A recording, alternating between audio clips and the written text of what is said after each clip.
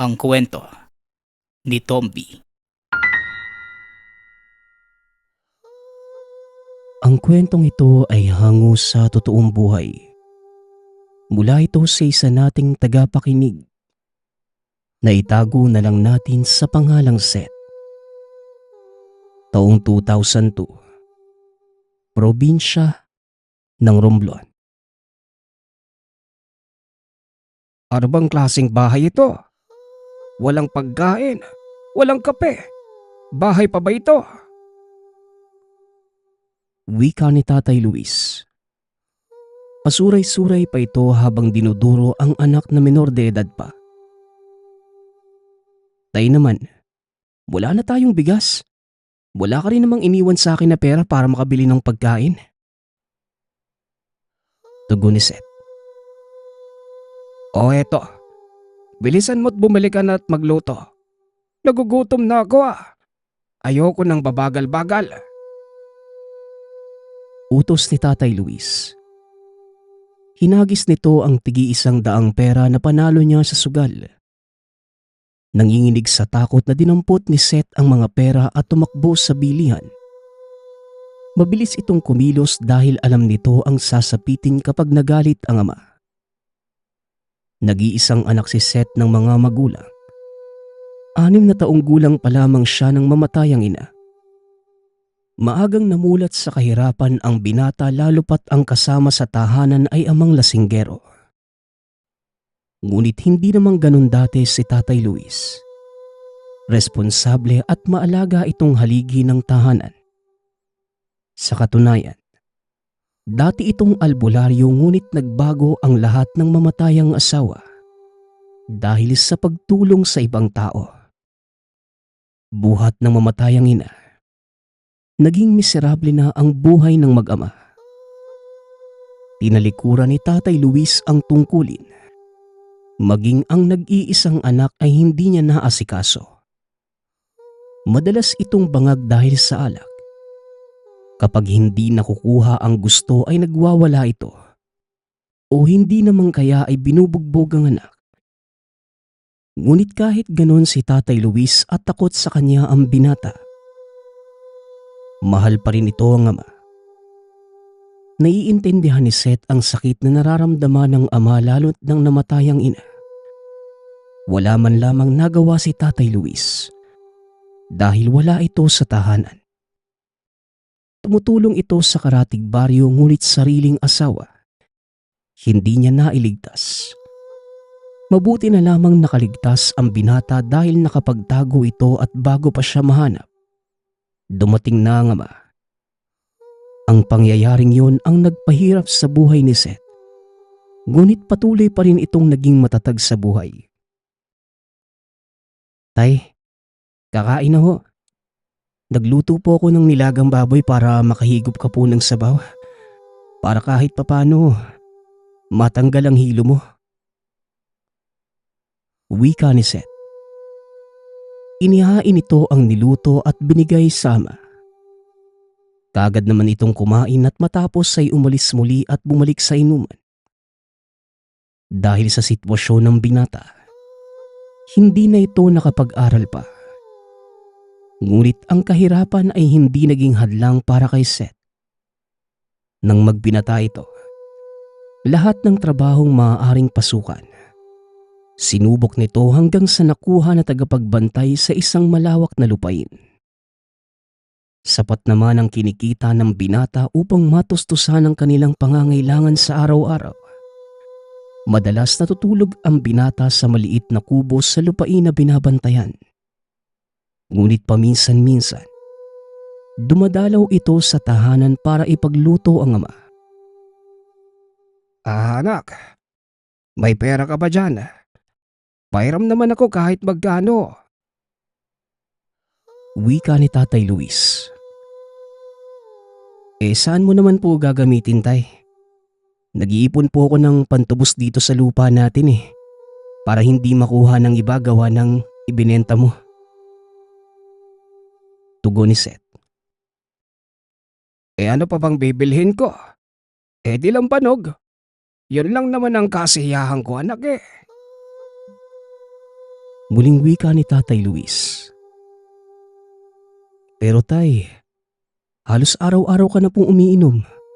Makakasama po yan sa kalusugan mo eh. Tugon ni Seth. Sa puntong iyon nagalit si Tatay Luis at nagdabog. Di kung ayaw mo, di wag. Hindi yun ang dami mong satsat. Alam ko ang ginagawa ko kaya wag mo kong pangaralan. Sigaw ni Tatay Luis.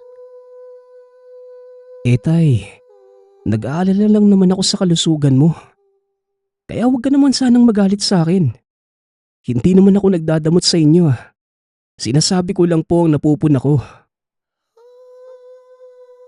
Inilabas nito ang 100 at iniabot sa ama. Ayun naman pala eh. Ang dami mo pang kuda. Pagbibigay ka naman pala. Alak na nga lang nakakapawi ng kalungkutan ko. Pagbabawalan mo pa. Wika ni Tatay Luis sabay alis. Napabuntong hininga na lamang si Seth lalo pat hindi nito magawang hindihan ng ama. Matapos malinis ang tahanan, bumalik na sa trabaho ang binata. Tahimik itong nakatingin sa langit habang pinagmamasda ng mga bituin. Kung buhay ka siguro, Nay, hindi magiging ganito si tatay, no? Masaya siguro tayo kagaya noon. Bakit ba kasi ang daya mo, Nay? Iniwan mo kami kaagad. Wika ni Seth. Hindi napigilan ng binatang maluha dahil sa lungkot na nararamdaman. Pinunasan ito ang luha at sinara ang bintana. Saka ito nahiga sa banig. Mahimbing na natulog ang binata at kinabukasan. Maaga pa lamang ay inasikaso na nito ang mga halaman at pananim. Habang nagdidilig, may lumapit kay Seth na isang matandang lalaki na may kasamang batang patpatin. Iho, baka may pagkain ka naman riyan. Maaari ba kaming makahingi? O kahit tubig na lang. Gutom na kasi kami ng apo ko eh. Wika ng matanda. Meron putang. Pasok po kayo.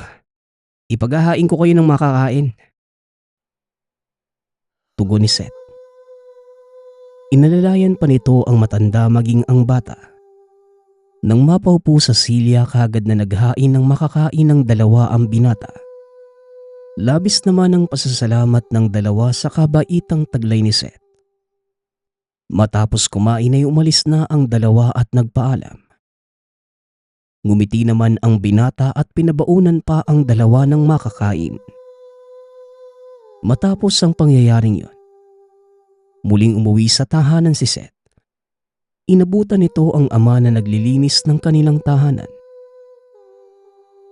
O bakit ka pa umuwi? Nagsasayang ka lang ng oras dito. Kaya ko naman ang sarili ko ah. Sige na, bumalik ka na sa trabaho. Huwag kang mag-alala at hindi ko pababayaan itong bahay. Wika ni Tatay Luis. Nagulat pa si Seth sa inasta ng ama dahil hindi ito sanay na gano'n ng ama. Teka, anong nakain mo tay? Parang ibang-iba ka ngayon ah. Tanong ni Seth. Napag-inipan ko ang nanay mo. Sinabihan akong alagaan ang bahay dahil alaala natin ito sa kanya. Pero ang hirap sa akin na umuwi dito. Wika ni Tatay Luis. Tumutulo ang luha nito at pinagmasda ng kabuuan ng tahanan. Ikaw kasi tay. Panay ka inom.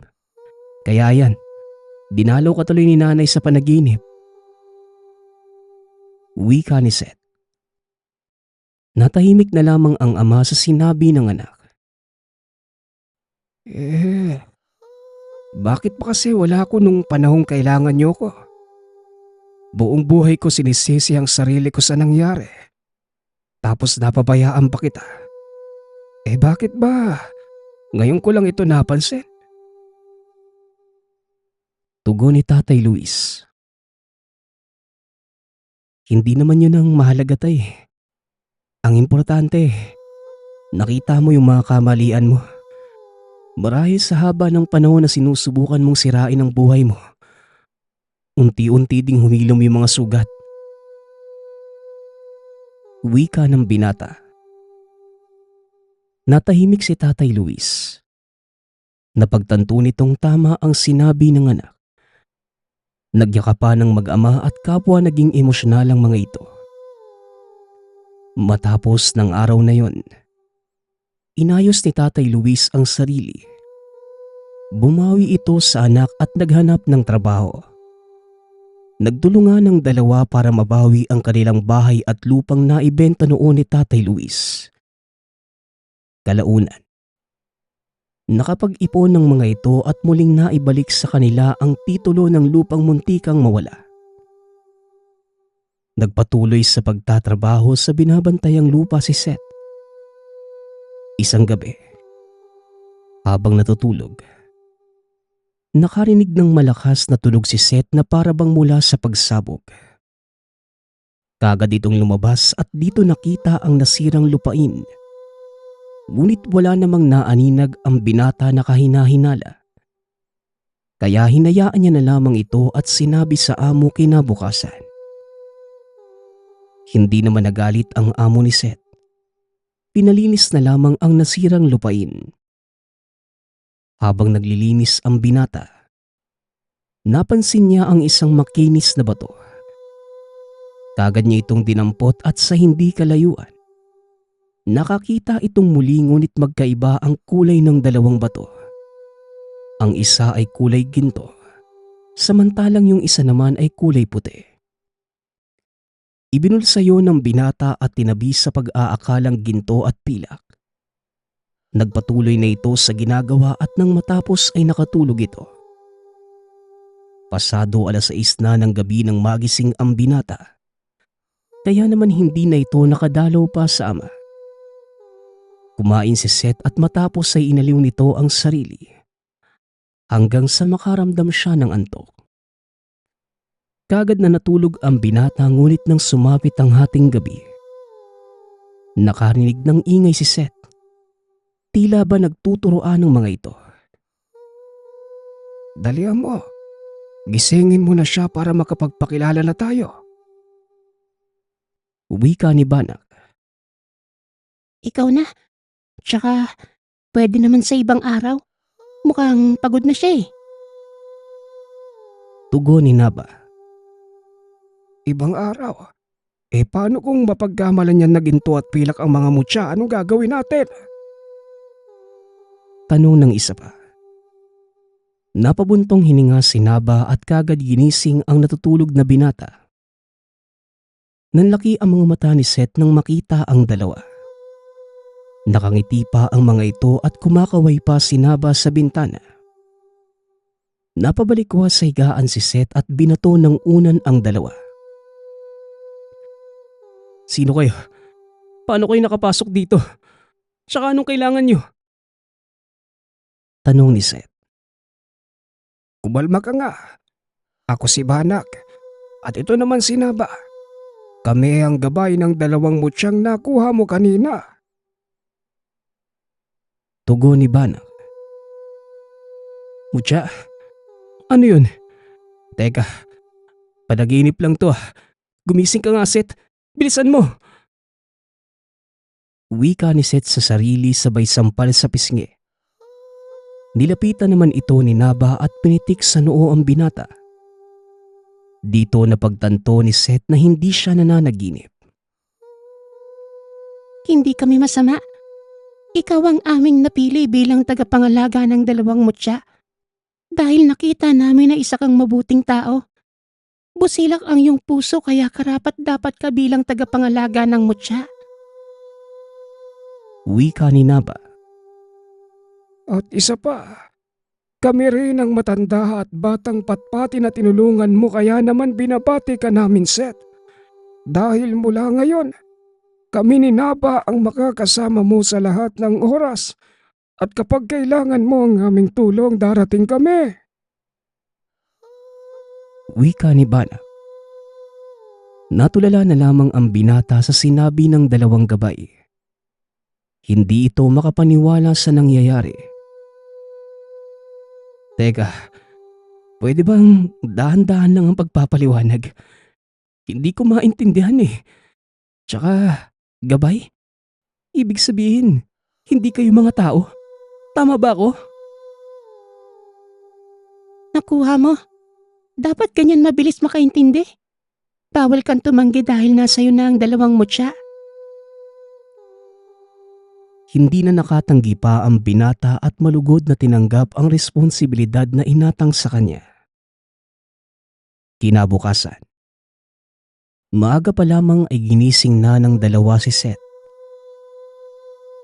Pagtapos niyo kong puyhating kagabi, tapos ngayong gigisingin niyo ako ng sobrang aga? Pagrereklamo ng binata. Marami ka pang dapat matutunan, Seth. Kaya naman huwag mong sabihin ang katagang yan. Tugon ni Banak. Hayaan na muna kaya natin siya magpahinga. Total, tayo naman ang dahilan kung bakit malamya si Seth eh. Wika naman ni Naba. Pumayag naman si Banak kaya kagad na bumalik sa pagtulog ang binata. Pasado 12:00 na ng tanghali ito nang magising. Tapusin ko muna ang trabaho ko ah. Pwede ba? Bago tayo magsimula sa pagsasanay na sinasabi niyong dalawa. Wika ni Seth. Napatango naman ang dalawa. Tinulungan pa ng mga ito na mabilis na matapos ang binata. Nang matapos sa trabaho ay nagpahinga sandali ang binata at nagsimula na ito sa pagsasanay. Ano ba naman yan? Bakit parang ang langya mo pa rin? Huwag kang palambot-lambot dahil hindi pwede yan sa totoong labanan. Wika ni Banak. Wala talaga sa kondisyon yung katawan ko eh. Pwede bang bukas na lang? Tugon ni Seth. Tapusin na muna natin to. Tapos, maaari ka nang magpahinga. Wika ni Naba. Napatango naman ng binata at kagad tinapos ang pagsasanay. Nang matapos ay kagad na nagpahinga ang binata dahil sa sama ng pakiramdam. Maaga itong nakatulog. Napansin naman ng dalawang gabay ang dinaramdam ng binata. Kaya namang kinabukasan, tinapos na nila ang trabaho ng binata. Namangha si Seth sa ginawa ng dalawang gabay. Ngunit nakabang na rin ang susunod nitong gagawin na pagsasanay. Sa pagdaan ng mga araw, unti-unting natuto ang binata. Hindi ito nagsayang ng oras at sinikap niya na matutunan ang lahat ng aral na tinuturo sa kanya ng dalawa. Kahit na abala sa trabaho, nagagawa ng binatang pagsabayin yon. Hanggang sa tuluyan itong naging dalubhasa sa paggamit ng mga mutya. Labis ang tuwang naramdaman ng dalawang gabay sa tagumpay na natamo ni Seth. Binabati ka namin, Seth. Masaya kami dahil kahit na mahirap at mahigpit kami sa'yo, hindi ka sumuko bagkus mas lalo ka pang nagsumikap. Ipinagmamalaki ka namin at sigurado kung kakatakutan ka ng mga kalaban. Wika ni Banak. Napangiti ang binata sa sinabi nito. Maging si Naba ay binati ang binata. Matapos ang araw na yun, nagsimula na si Seth na tumulong sa mga nangangailangan ng palihim. Isang gabi habang natutulog ang binata, ginising ito ng dalawa sa gitna ng 10 oras ng gabi. Seth, gumising ka. May nangangailangan ng tulong mo. Magmadali ka. Baka mahuli ka. Wika ni Naba. Kahit papungas-pungas pa at naalimpungatan sa pagising sa kanya ng dalawang gabay, mabilis itong kumilos Para bang may sariling buhay ang mga paa maging ang katawan. Kahit madilim, sinuong ni Seth ang masukal na daan at nakarating ito sa karatig baryo ng walang kahirap-hirap. Tulungan niyo ako. May umaatake sa pamilya ko. Paulit-ulit na sigaw ng babae. Nakita ni Seth ang grupo ng mga asbo o uri ng aswang na may kakayanang magpalit anyo bilang malaking aso na kumakain ng lamang loob. Ako ang harapin niyo, hindi yung walang kalaban-laban sa inyo.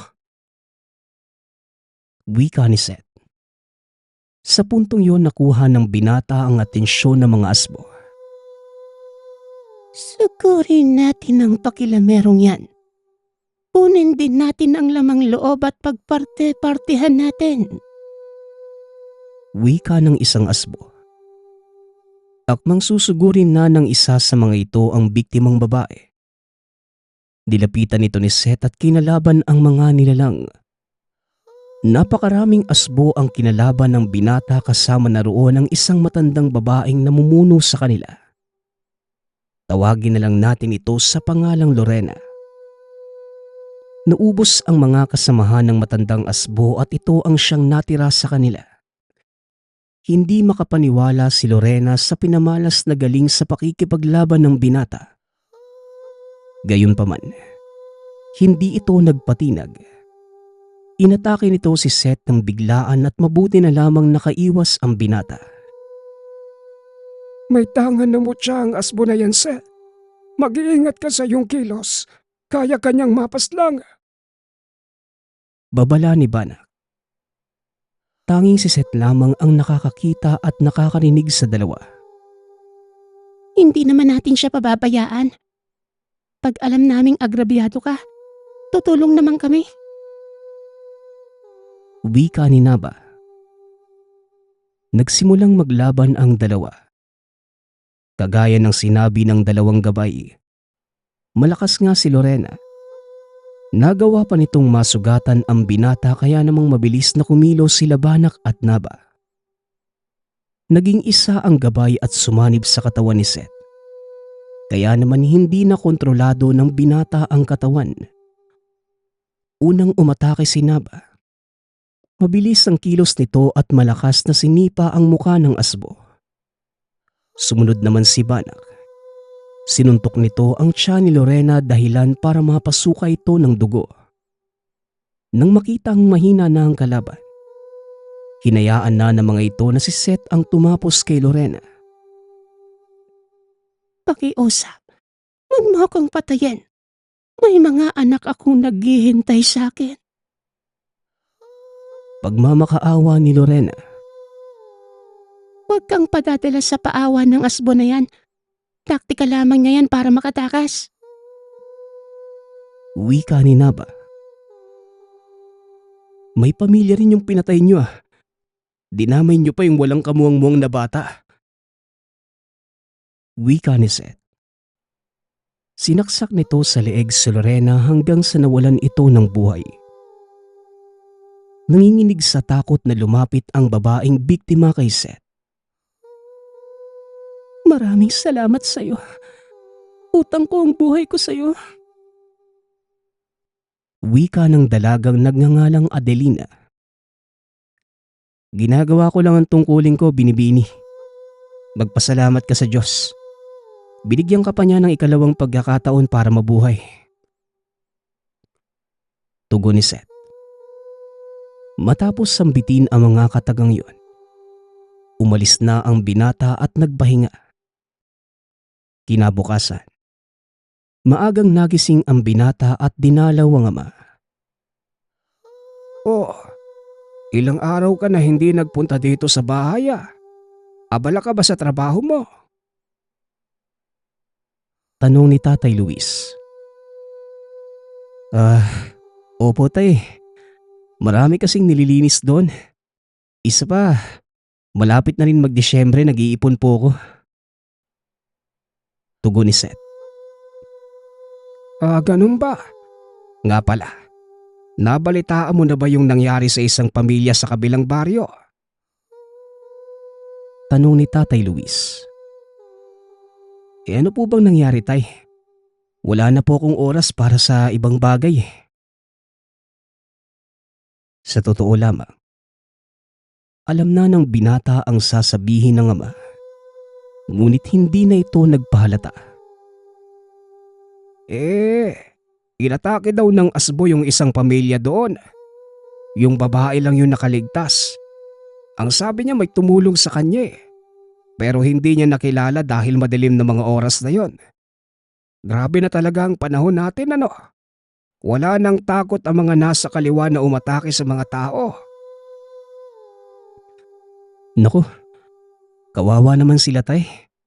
Kaya kailangan na talaga ng taong lalaban sa mga masasama, no? Bakit hindi ka bumalik sa pagiging albularyo, Tay? Nako, palabong mangyari yan, anak. Alam mo namang matagal ko nang tinalikuran ng tungkulin ko na yan. Pag-uusap ng magama. Hindi na nagpumilit pa si Seth. Sabay na kumain ang dalawa dahil nagluto si Tatay Luis. Nagkwentuhan pa ang dalawa hanggang sa hindi na namalayan ng binata ang oras. Kagad itong nagpaalam. Pagkarating sa trabaho, natulog kagad ang binata at nagpahinga. Ilang oras ang lumipas. Nakarinig ng malakas na sigaw si Seth. Kusa itong nagising at tumayo. Mabilis na kumilos at nagpunta sa lugar kung saan niya naririnig ang sigaw. Dito nakita ng binata ang dalawang aswang sa bubungan. Hoy mga pangit! Buwaba nga kayo dyan. Ako ang harapin ninyo. Sigaw ni Seth. Tumawa naman ang dalawang aswang. Kagaya sa sinabi ng binata, bumaba ang mga ito at hinarap si Seth. Walang ano-ano'y sinuntok nito sa sikmura ang binata kaya naman napabulagtas sa lupa si Seth. Hindi pa man ito nakakatayo. Sinampahan na ito ng isa pang aswang at sunod-sunod na pinagkakalmot. Kagad namang pinangsalag ni Seth ang braso, kaya yun ang napuruhan. Kumilos ang dalawang gabay at tinulungan ang binata sa pakikipaglaban. Gayunpaman, sadyang malakas ang dalawang aswang na tinawag ni Naba na amalanhig. Uri ng patay na aswang. Ito'y dating karaniwang aswang na namatay bago maisalin ang itim na perla sa kaanak. Hayok sa dugo ang amalanhig. Walang pakiramdam at mabangis. Sugatan na ang binata. Ngunit hindi pa nito magawang mapaslang ang dalawa. Kahit si Banak at Naba, hindi na alam ang gagawin kaya naman sinabihan nila si Seth na umalis na. Ngunit hindi nagpatinag ang binata. Nilabanan pa rin ito ang dalawang amalanhig ngunit natalo siya nito. Umalis ka na, Seth. Papatayin ka ng dalawang yan. Wika ni Naba. Ngunit hindi ito pinakinggan ng binata. Kahit nanlalabo na ang paningin, pilit itong nakikipaglaban. Hanggang sa ang dalawang amalanhig na lamang ang kusang umalis. Dahil paumaga na ng mga oras na yon. Nang makitang wala ng kalaban, naglakad na si Seth kahit duguan at nangihina. Nagpunta ito sa bahay ng ama at sa labas ng pinto ito na wala ng malay. Pagkagising ni Tatay Luis, bumungad sa kanya ang walang malay na anak.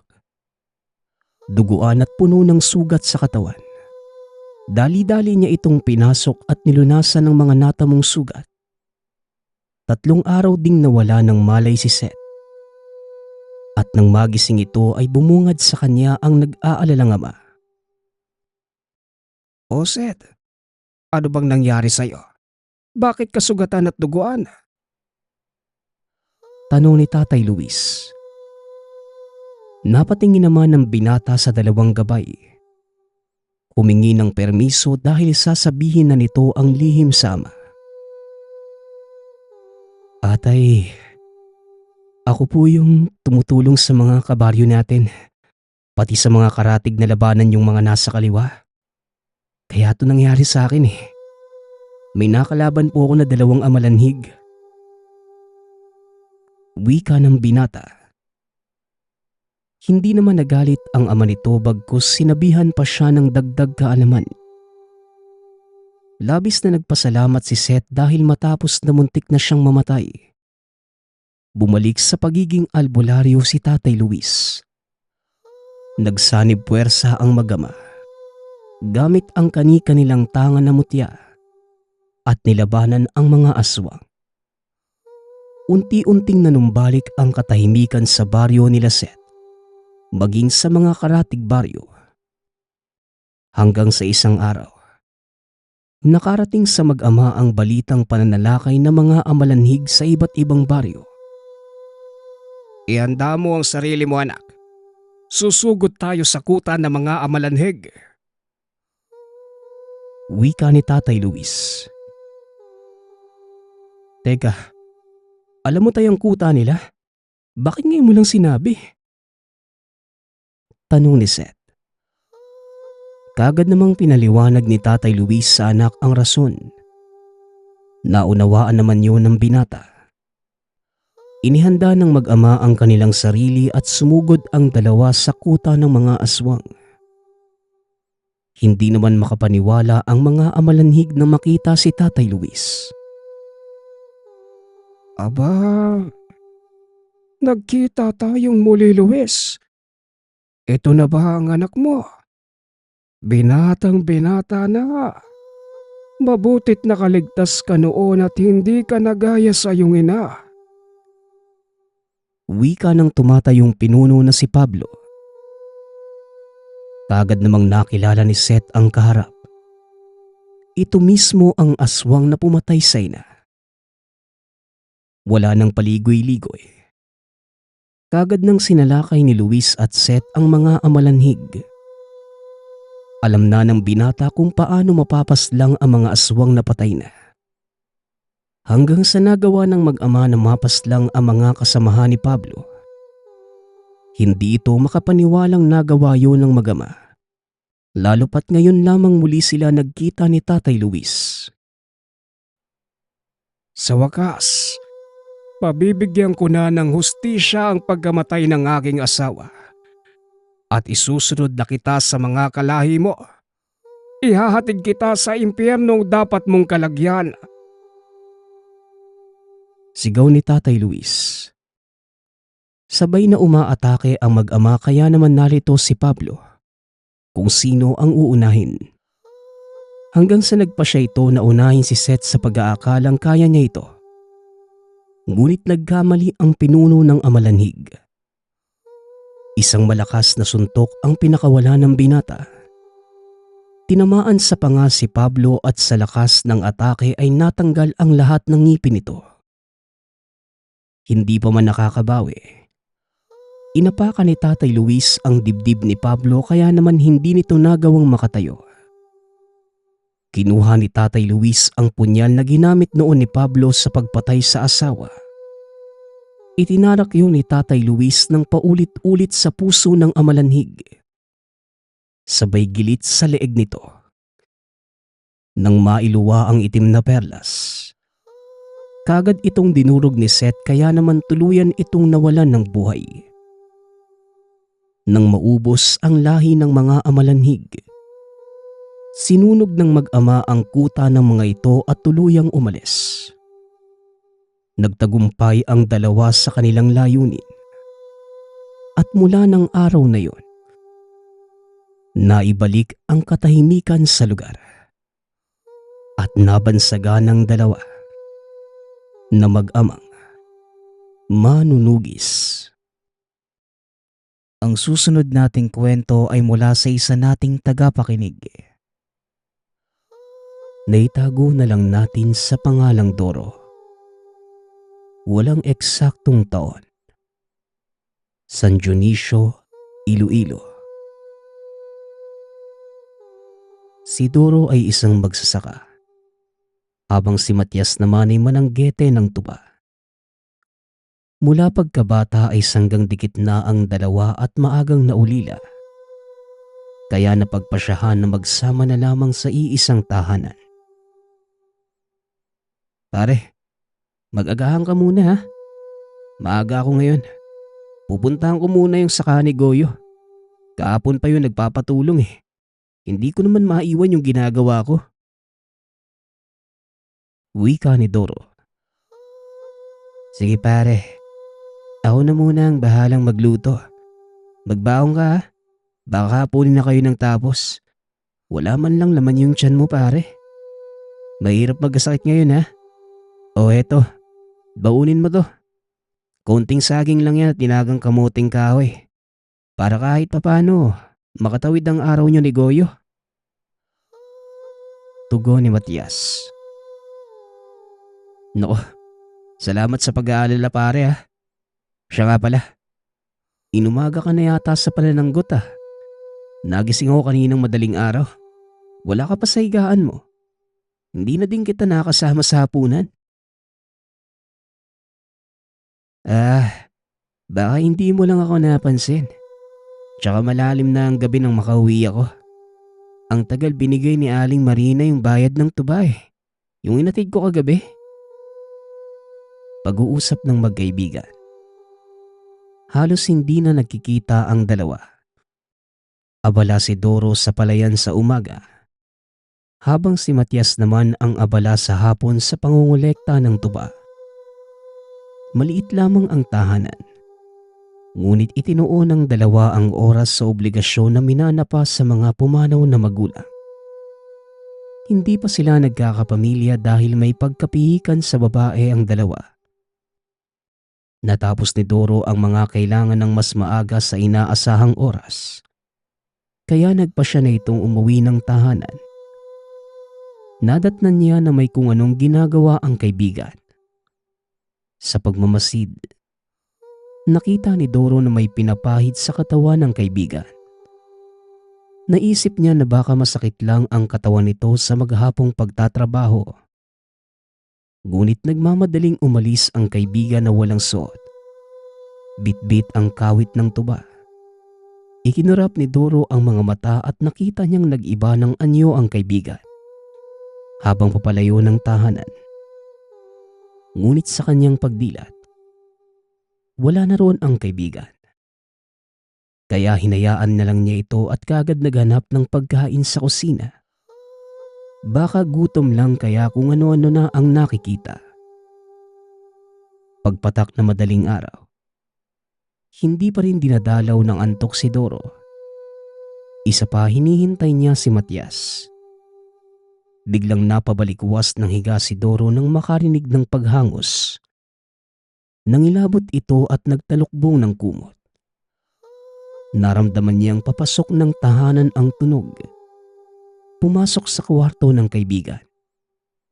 May naamoy siya na kung ano na naging sanhi ng biglaang pagkaantok. Kinaumagahan, tanghali na itong nagising.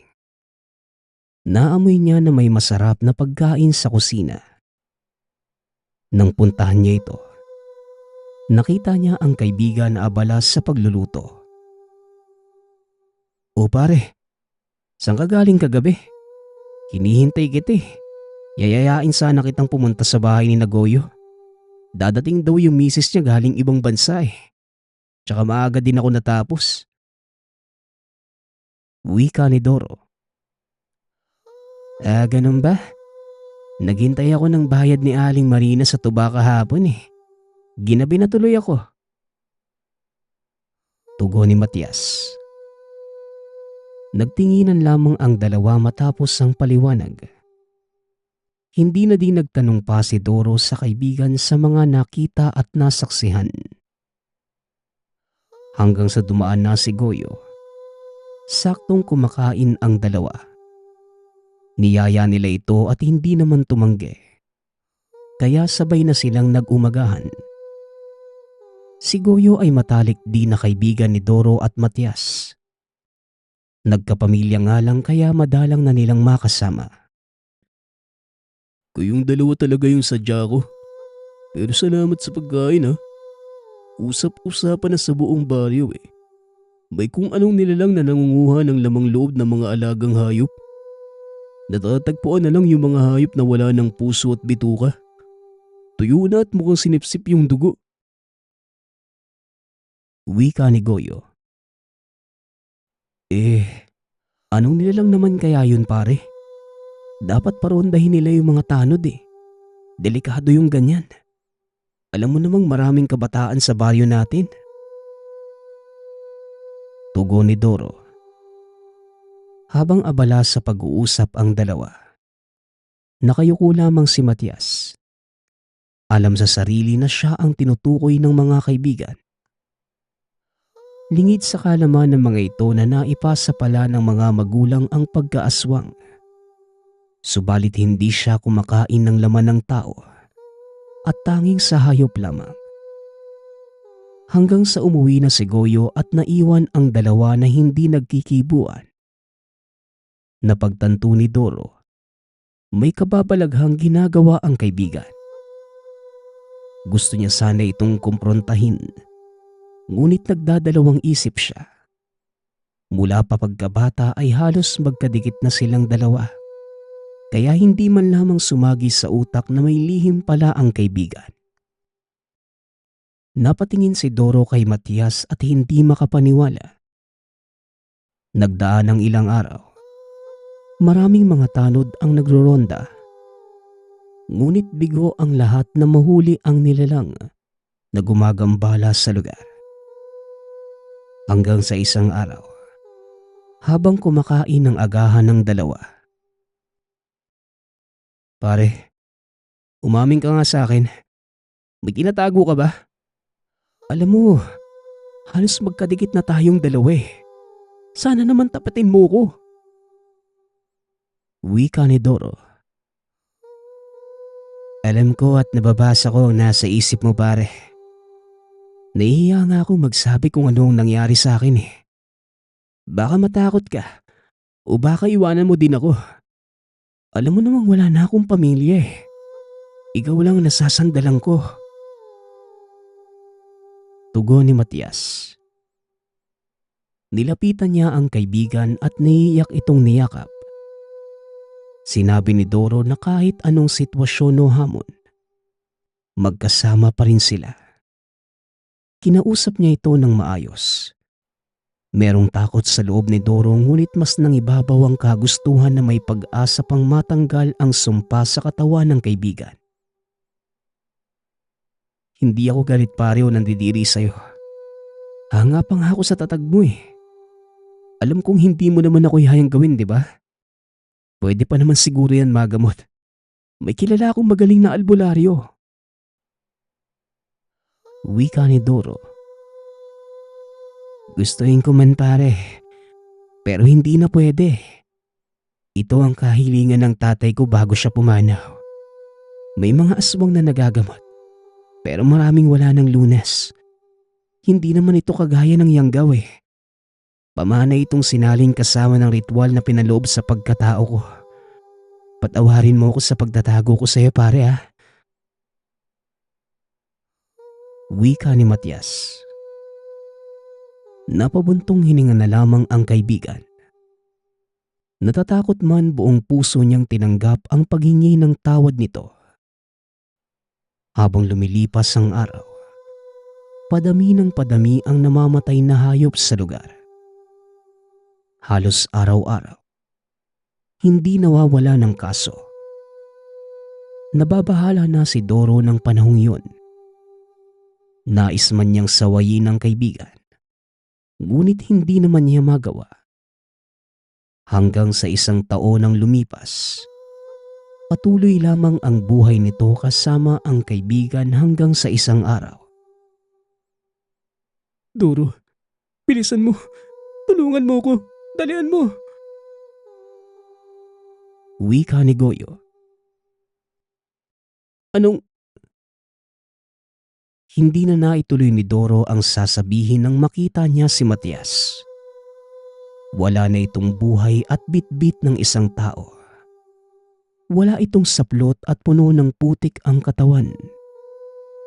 Nang hawakan niya ang kaibigan ay malamig na ito. Humagulgol si Doro sa harap ng mga tao habang nagtatanong ang mga ito kung bakit wala na ang kaibigan. Nang mga panahong yon, hindi naman aswang ang dahilan ng pagkamatay ng mga hayop, kundi namatay ang mga ito sa isang nakakahawang sakit. Ang hindi maipaliwanag ni Goyo, bakit natagpo ang wala ng buhay si Matias katabi ng mga may sakit na hayop? Doro, magtapat ka nga sa akin. May alam ka ba sa mga ginagawa ni Matias? Tanong ni Goyo. Pasensya na pare. Hindi ko masasabi kahit kanino eh. Maging sayo nang walang pahintulot sa kaibigan natin. Nangako ko sa kanya na magiging tapat ako eh. Kahit ngayong wala na siya, mananatili yung lihim tanda ng respeto ko sa kanya. Tugon ni Doro. Wala namang nagawa si Goyo at inayos na lang nila ang katawan ni Matias. Sa burol at lamay ng kaibigan, masama man ang loob ni Doro ngunit pinili niyang tanggapin kung anuman ang naging kapalaran ng tinuring niyang kapatid. Magpasa hanggang ngayon na matanda na si Doro, hindi na ito nag-asawa. Palagi na lamang inaalala ang kaibigan. Sa tuwing makikita niya ang mga kagamitan, hanggang ngayon, buhay pa ang pinakaingat-ingatang kagamitan ng kaibigan. Noong manananggot pa ito ng tuba. Ang huli nating kwento ay mula sa isa nating tagapakinig. Naitago na lang natin sa pangalang Baduday. Walang eksaktong taon.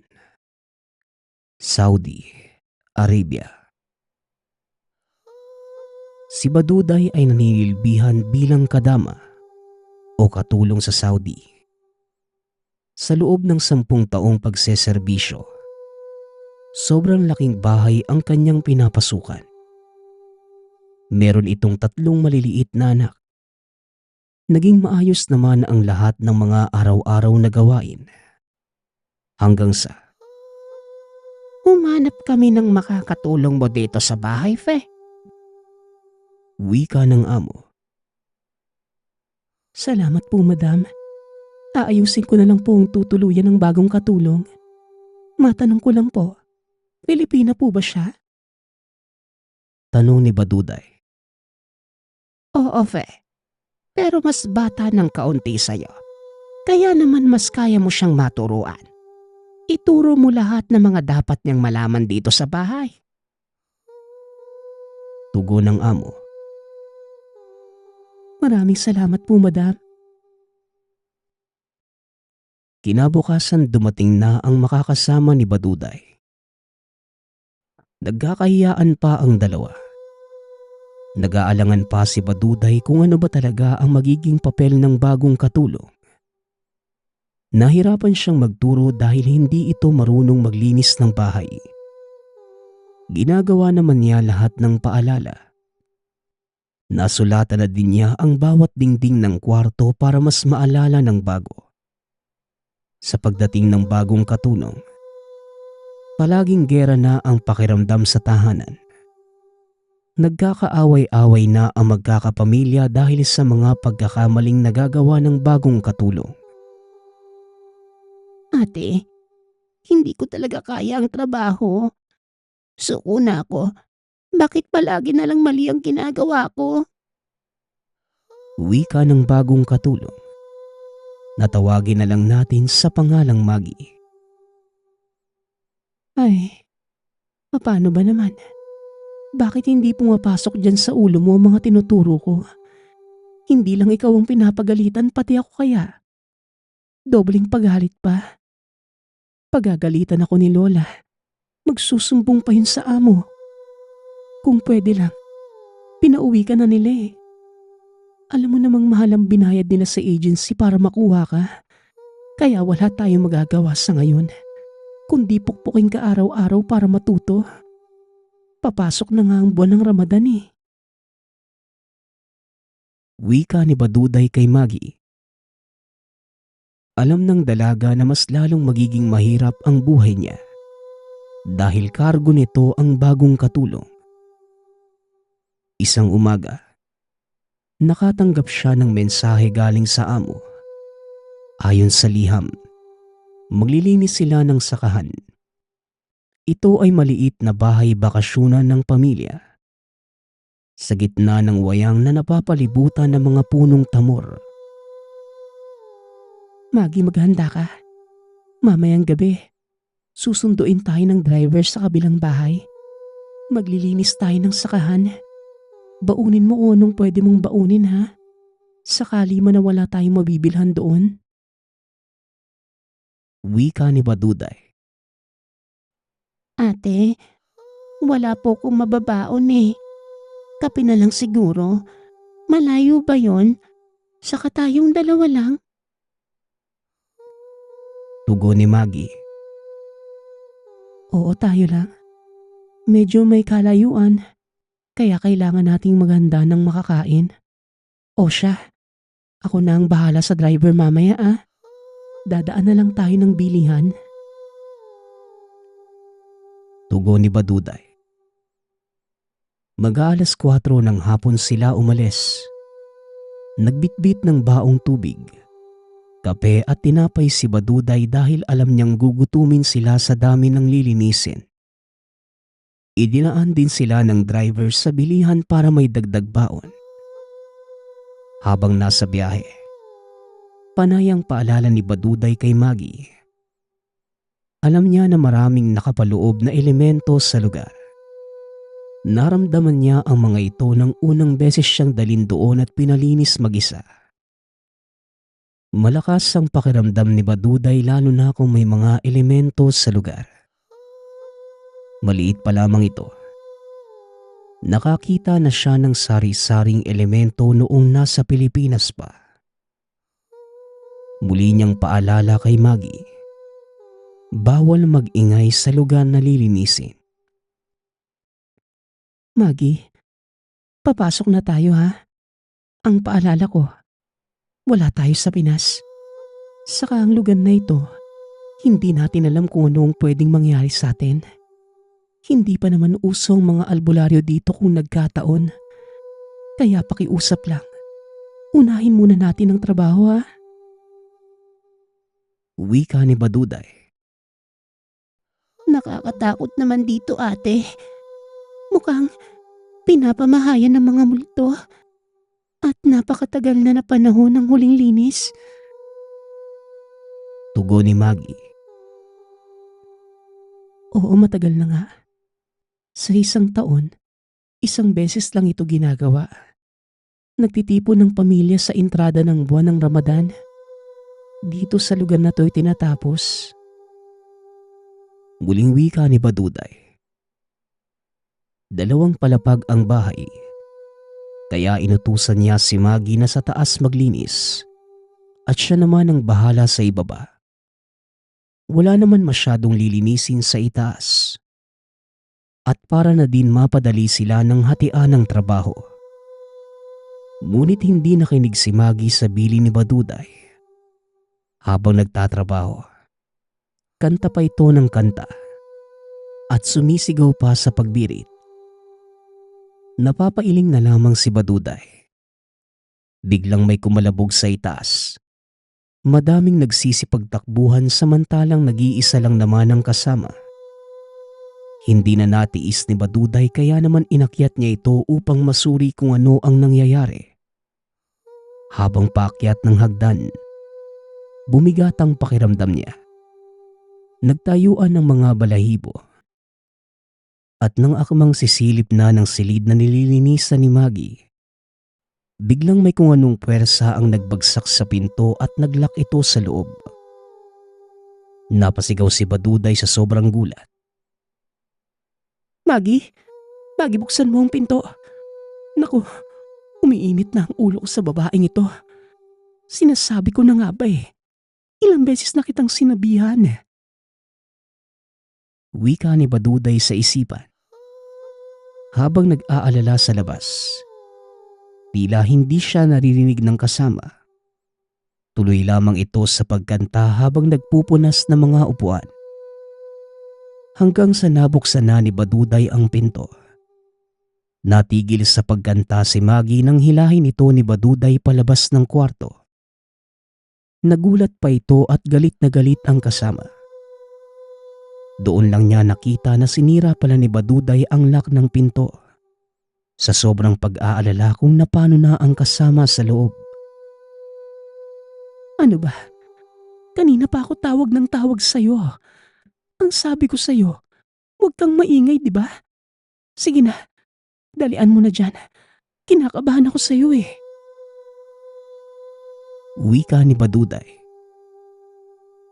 Ate, anong nangyayari sa'yo? Matatapos na ako eh. Ang ganda dito, ate. Pwede tayong kumanta ng kumanta. Wala namang tao eh. Tugon ni Maggie.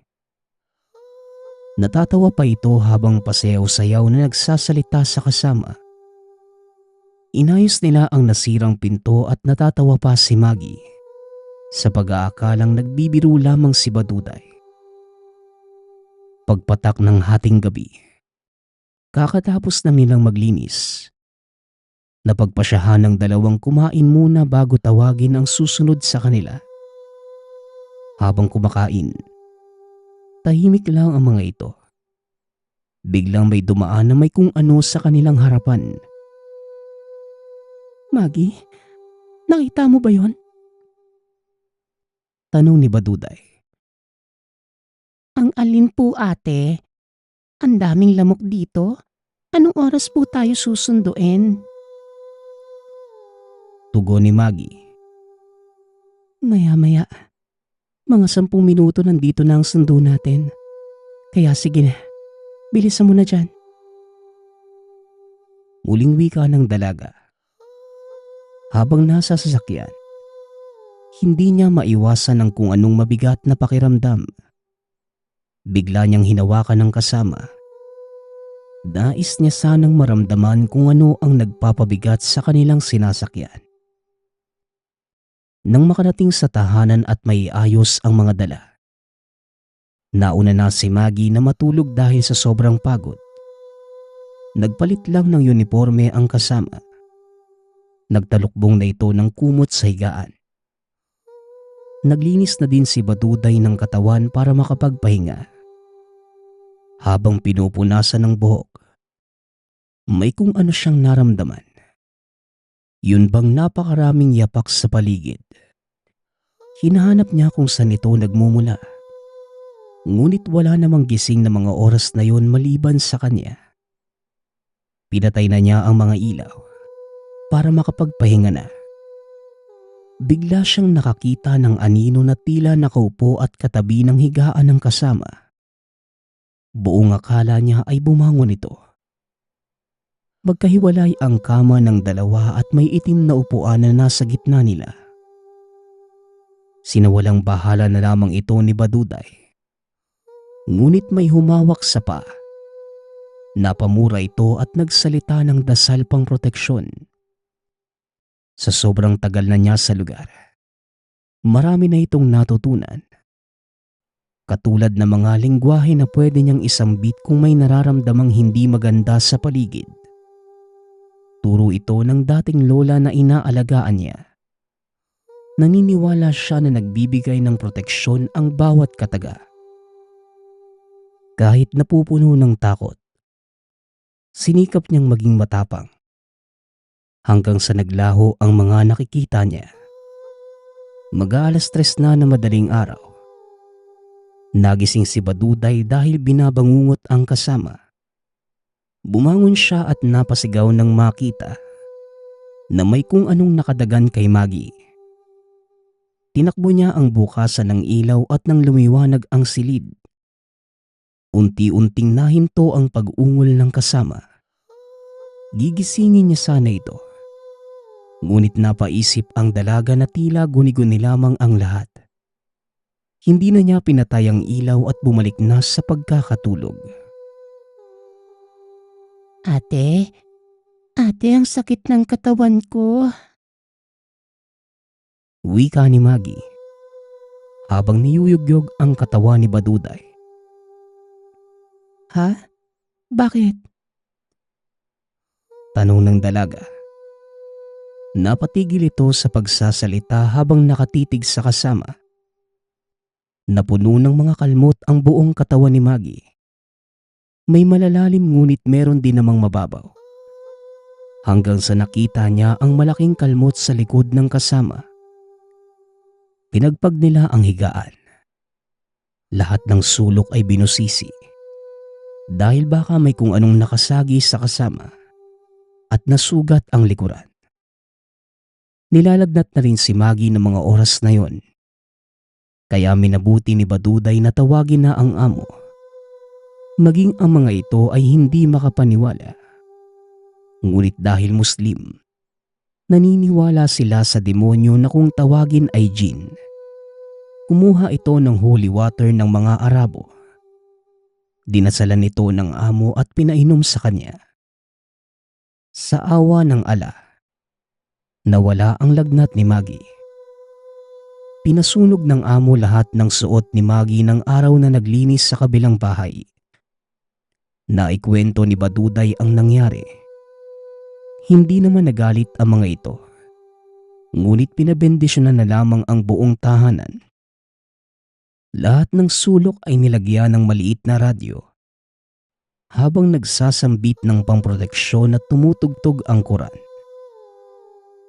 Hanggang sa natapos ang Ramadan. Hindi na ito sinama at nagpasya ang mga among pauwi na si Maggie sa Pilipinas. Sinikap na mga among makauwi ito. Dala na din ng paniniwalang may dala itong kamalasan sa loob ng tahanan. Magpasa hanggang ngayon. Hindi na naghanap pa ng kapalit ni Maggie. Nanatiling nag-iisa na lamang si Baduday. Dahil sa pangyayaring yun, mas naging bukas si Baduday sa mga elemento o mga nilalang na nasa paligid. Nagpapasalamat nga pala ako sa nagpadala ng ating kwento. Nawa ay nagustuhan niyo ang inyong napakinggan. Nagpapasalamat din ako sa lahat ng sumusuporta sa ating channel. Nawa ay patuloy niyong suportahan at pakinggan ang ating mga kwento. Hanggang sa muling pakikinig. Paalam.